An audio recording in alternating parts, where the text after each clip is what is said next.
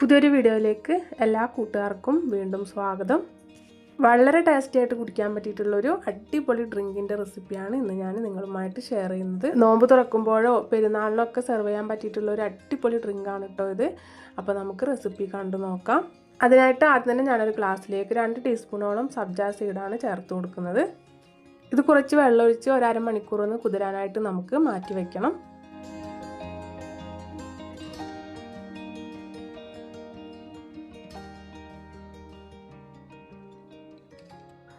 ഇനി മറ്റൊരു ഗ്ലാസ്സിലേക്ക് 1 ടേബിൾ സ്പൂണോളം കസ്റ്റാർഡ് പൗഡറാണ് ചേർത്ത് കൊടുക്കുന്നത്. ഇതിലേക്കും കുറച്ച് വെള്ളമൊഴിച്ച് നന്നായിട്ട് മിക്സ് ചെയ്ത് നമുക്ക് മാറ്റി വയ്ക്കാം.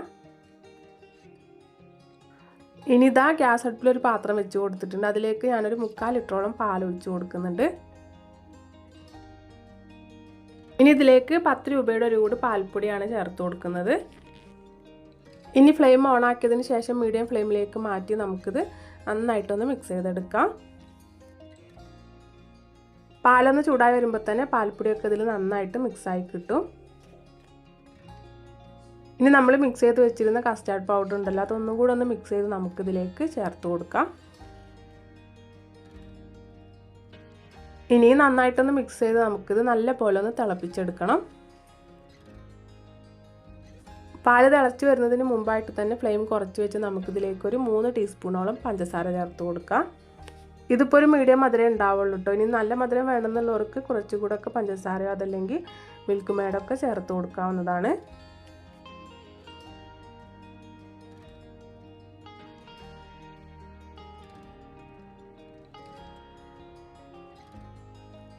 ഇപ്പോൾ ഇതാ പാലൊക്കെ നല്ലപോലെ ഒരു തിള വന്നിട്ടുണ്ട്. ഇനി ഒന്നുകൂടെ നല്ലപോലെ മിക്സ് ചെയ്തെടുത്തതിന് ശേഷം നമുക്ക് ഫ്ലെയിം അങ്ങ് ഓഫാക്കി ഇതങ്ങ് മാറ്റി വയ്ക്കാം. ചെറുതായിട്ടൊന്ന് തണുത്തതിന് ശേഷം ഞാനതൊരു മിക്സിംഗ് ബൗളിലേക്ക് ഒഴിച്ചു കൊടുക്കുന്നുണ്ട്.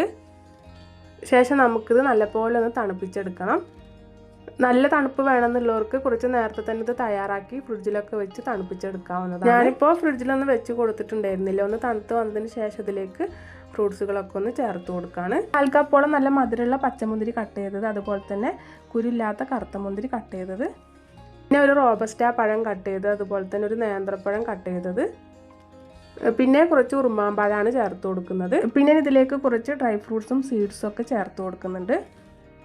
കുറച്ച് കാഷ്യൂനട്ട് കട്ട് ചെയ്തത്, അതുപോലെ തന്നെ കുറച്ച് പംകിൻ സീഡ്, പിന്നെ കുറച്ച് ഫ്ലാക്സ് സീഡും കുക്കുംബർ സീഡും ഒക്കെയാണ് ചേർത്ത് കൊടുത്തിട്ടുള്ളത്. നമ്മുടെ കയ്യിലുള്ള ഡ്രൈ ഫ്രൂട്ട്സോ സീഡ്സോ ഒക്കെ ഇതിലേക്ക് ചേർത്ത് കൊടുക്കാവുന്നതാണ്. നമ്മൾ ആദ്യം കുതിരാനായിട്ട് മാറ്റി വെച്ചിരുന്ന സബ്ജ സീഡ് ഉണ്ടല്ലോ, അതുകൂടെ ഇതിലേക്ക് ഒഴിച്ചു കൊടുക്കുന്നുണ്ട്. ശേഷം നമുക്ക് നന്നായിട്ടൊന്ന് മിക്സ് ചെയ്തെടുക്കാം. ഇതിപ്പോൾ കുറച്ച് കട്ടിയായിട്ട് വേണമെന്നുള്ളവർക്ക് അങ്ങനെ വേണമെങ്കിൽ തയ്യാറാക്കി എടുക്കാം കേട്ടോ. ഞാനിപ്പോൾ ഇതൊരു ഡ്രിങ്ക് പരുവത്തിലാണ് തയ്യാറാക്കി എടുത്തിട്ടുള്ളത്. ഇതുപോലെ കുടിക്കാനായിട്ട് അടിപൊളി ടേസ്റ്റാണ് കേട്ടോ. അപ്പോൾ എല്ലാവരും ഒരു പ്രാവശ്യം ഇതുപോലെ ഒന്ന് തയ്യാറാക്കി നോക്കണേ. നോമ്പ് തുറക്കുമ്പോഴൊക്കെ കുടിക്കാനായിട്ട് അടിപൊളിയാണ്. പിന്നെ പെരുന്നാളിനും ഒക്കെ തയ്യാറാക്കി എടുക്കാവുന്നതാണ്. അപ്പോൾ എല്ലാവരും ഒന്ന് തയ്യാറാക്കി നോക്കണം. എന്നിട്ട് അഭിപ്രായം പറയാൻ മറക്കരുത്. നിങ്ങൾക്ക് ഈ വീഡിയോ ഇഷ്ടപ്പെട്ട ലൈക്ക് ചെയ്യാനും ചാനലൊന്ന് സബ്സ്ക്രൈബ് ചെയ്ത് സപ്പോർട്ട് ചെയ്യാനും മറക്കരുത്. അടുത്ത നല്ലൊരു റെസിപ്പിയുമായിട്ട് നമുക്ക് വീണ്ടും കാണാം.